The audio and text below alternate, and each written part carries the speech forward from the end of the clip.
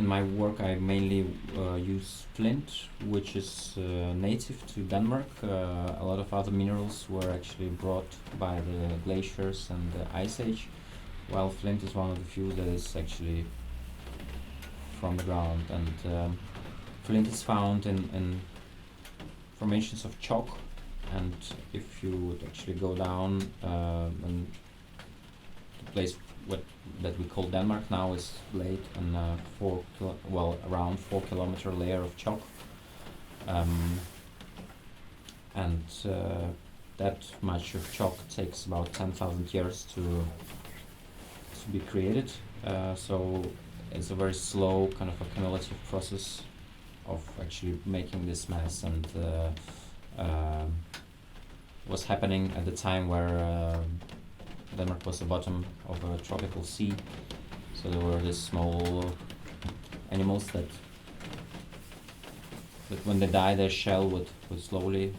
kind of snow down to the bottom of the sea and accumulate that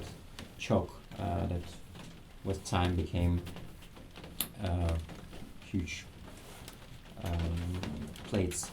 So supposedly flint has been formed between 90 and 65 million years back,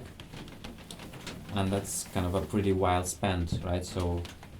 in that case, if you think of like 45 million or 65 million or 67 million, it almost doesn't matter that 2 million years old. Like it's just one of the thing about flint is that if you look at the layers, it is formed within a certain intervals. So there's a layer of flint, then there's just chalk with no flint, and then there's flint again, and then again, and there is a certain distance between those layers there, so you can actually see it in some of the parts of the flints if you go to stones or moon. That it's pretty precise, and there were also different theories of what made that happen, and one of the most recent ones is that it's something to do with the movement of the planet and the tipping of the axis of the pole of the planet, and that tipping is changing the climate on the planet, and when it would reach to a certain limit of that tipping, it would produce right conditions for flint to solidify, because actually flint originally was, or maybe still is, a kind of gel. It's actually fluent, and it can change its shape basically. But I mean, there's also, when you read articles about flint, you also realize how many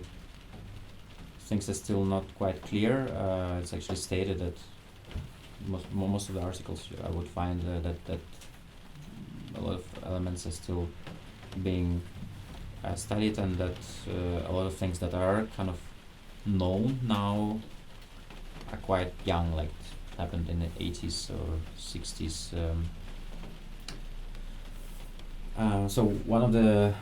newer studies is studying the formation of, like, if you take the different layers and then you take one of that layer and start looking of how flint is distributed for that layer, and you would scan it, the ground, and look at those formations, and there's some really interesting patterns that are being shown, and like if scientists are trying to figure out how did that behave, what made them be in the way they are, and it could be compared to maybe mycelium or even huge creatures that were consisting of